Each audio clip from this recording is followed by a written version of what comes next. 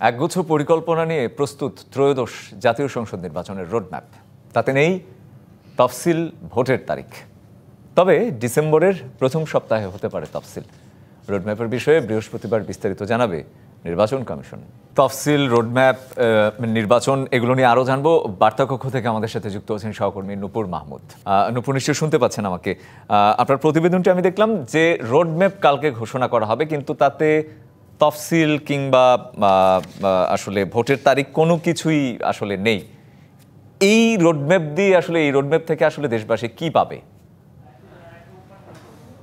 রঞ্জন, দেখুন, আসলে কিন্তু নির্বাচনী ট্রেন ছেড়ে দিয়েছে। ইতিমধ্যে আমরা দেখতে পাচ্ছি কোনো রাজনৈতিক দল নির্বাচনী ট্রেনে উঠতে যাচ্ছে, আবার কোনো রাজনৈতিক দল তারা মতপার্থক্য দিচ্ছে বা তাদের মতভেদ আছে। এখনও কিন্তু প্রপারলি ওয়েতে আমরা দেখতে পাই নাই যে আসলে নির্বাচনটি থেকে কারা কারা কোন রাজনৈতিক দল অংশগ্রহণ করছে, কারা কারা যাচ্ছে না। তবে আসলে যদি আমি নির্বাচন কমিশনের পক্ষে এদিক দিয়ে আমি আপনাকে বলি, তাহলে আসলে বলতে হবে যে নির্বাচনী যে রোডম্যাপ সেটি কিন্তু চূড়ান্ত অনুমোদন কালকেই হয়েছে। আমরা এখন পর্যন্ত গণমাধ্যম কর্মীরা পায়নি হাতে যদিও, তবে আজকে ইসি সচিব বলেছেন যে তারা আসলে যে রোডম্যাপটি অনুমোদন হয়েছে সেটি নিয়ে কালকে বিস্তারিত জানানো হবে বা বৃহস্পতিবার বিস্তারিত জানানো হবে। ইতিমধ্যে আমরা কিন্তু বিভিন্নভাবে দেখেছি যে আসলে যে রোডম্যাপটি দেওয়া হয়েছে সেখানে কিন্তু যে লেখাগুলো আছে তাতে কিন্তু একগুচ্ছ লেখা থাকলেও তার মধ্যে থেকে আমরা কিন্তু সেটির মধ্যে দেখিনি যে আসলে তফসিল ঘোষণা বা নির্বাচনে কোনো। আমি বুঝতে পেরেছি আপনার কথা। আমি যদি একটু থামিয়ে জানতে চাই আপনার কাছে, রোডম্যাপে নির্বাচনের তারিখ নেই বা তফসিল নেই, থাকছেটা কি? মানে আসলে আমরা কি পেতে যাচ্ছি এই রোডম্যাপ থেকে?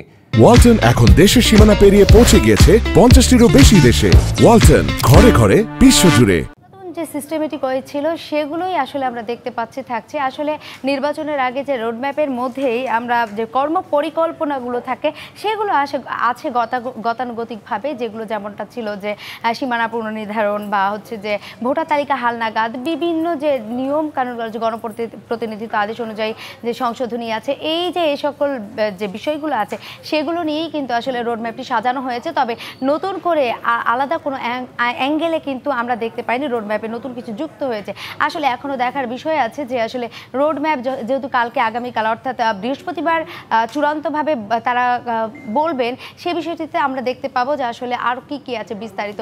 এখন পর্যন্ত আমরা যেগুলো মানে রোডম্যাপের যে চূড়ান্ত অনুমোদনটা হয়েছে বা আমরা বিভিন্ন সূত্রের মাধ্যমে, যেমন ইসির সূত্র জেনেছি বা আমরা অনেকে, যেমন আমি ডিবিসি নিউজ নির্বাচন কমিশনের সাথে সরাসরি কথা বলেছিল, তিনি কিন্তু জানিয়েছেন যে আসলে চূড়ান্ত অনুমোদন হয়ে গেছে। তবে এখন পর্যন্ত যেহেতু এখনো সময় আছে সেহেতু কাল পরশুর মধ্যে 2 দিনের মধ্যে জানাতে পারবে। তো আরেকটি বিষয় আপনাকে যদি জানিয়ে রাখি, এবার কিন্তু বাংলাদেশে ভোটার সংখ্যা হচ্ছে প্রায় 12 কোটির উপরে। আমরা আসলে এবার দেখতে পাবো যে একটি সুষ্ঠু নির্বাচনের জন্য অনেক মানুষ মুখিয়ে ছিল। সেই সুষ্ঠু নির্বাচনের লক্ষ্যে কিন্তু আমরা দেখতে পাচ্ছি নির্বাচন সকল ধরনের প্রস্তুতি সম্পূর্ণ করছে ইতিমধ্যে। যেমন ভোটার তালিকা হালনাগাদ থেকে শুরু করে যে সকল ছোট ছোট কাজগুলো ছিল সেগুলো কিন্তু সম্পূর্ণ ইতিমধ্যে হয়েছে। ইভেন আমরা দেখতে পাচ্ছি যে রোডম্যাপটাও কিন্তু ইতিমধ্যে ঘোষণা করে দেওয়া হবে। আর যেহেতু আমরা দেখতে পাচ্ছি যে তফসিলে আসলে বিস্তারিত কিছু নেই, তাহলে আসলে দেখার বিষয় সামনে আমরা আসলে দেখতে পাবো যে কি হচ্ছে আর নির্বাচনটা আসলে কোন দিকে মোড় নিচ্ছে। রঞ্জন, এই ছিল আমার কাছে আসলে সারাদিন আমরা যেহেতু নির্বাচন কমিশনে ছিলাম, দেখেছি নির্বাচন কমিশনের সূত্রে অনেক কিছু জেনেছি। সব মিলিয়ে আসলে আমার কাছে এখন পর্যন্ত এসব তথ্যই ছিল আর কি। নূপুর, আপনাকে ধন্যবাদ।